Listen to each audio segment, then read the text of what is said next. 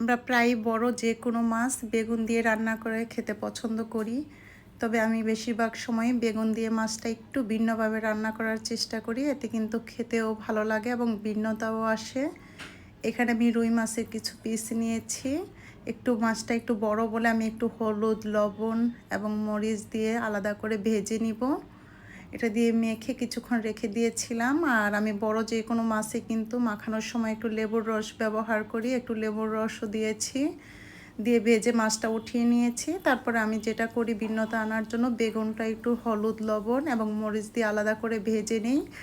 এতে কিন্তু আলাদা তেল ব্যবহার করতে হবে না। একই প্যানে যেটাতে মাছ ভাজি করেছি সেটাই আমি বেগুনটা ঠিক এইভাবে কেটে একটু ভেজে নিব।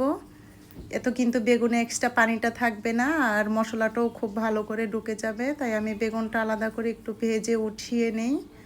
বেগুনটা যখন আলাদা করে ভেজে নিই তখন বেগুনটা কিন্তু হালকা একটু সিদ্ধ হয়ে যায়। তারপর আমি আবার তেল ব্যবহার করে পেঁয়াজ কুচি দিয়ে তাতে দিয়ে দিব লবণ, আদা রসুন বাটা দিয়ে ভালো করে কষিয়ে নিব।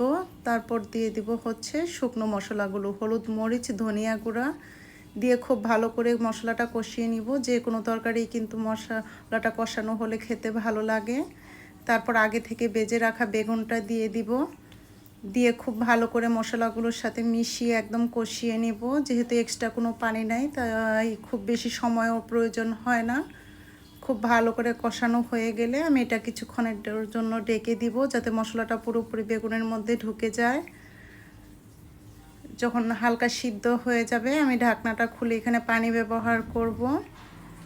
যে পরিমাণের ঝোল রাখবেন ঠিক সেই পরিমাণের পানিটা ব্যবহার করবেন। দিয়ে তারপর আমি দিয়ে দিব আগে থেকে ভেজে রাখা মাছগুলো। যে কোনো বড় মাছ দিয়ে কিন্তু বেগুনটা এই পদ্ধতিতে রান্না করে খেয়ে দেখবেন, খুবই ভালো লাগে খেতে। আর আলাদা করে বেগুন আর মাছটা ভাজা বলে খুব বেশি সময়েরও প্রয়োজন হয় না। আর আমি এখানে দিয়ে দিব কয়েকটা কাঁচামরিচ।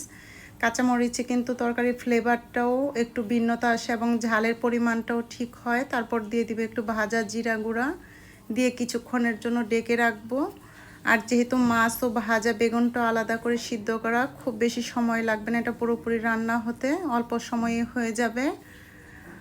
আর খুবই মজাদার সুস্বাদু বেগুন দিয়ে মাছের তরকারিটা হয়ে যায় অল্প সময়ের মধ্যেই। আর আমার রেসিপি যদি ভালো লাগে আমার চ্যানেলটা সাবস্ক্রাইব করবেন এবং পাশে থাকবেন।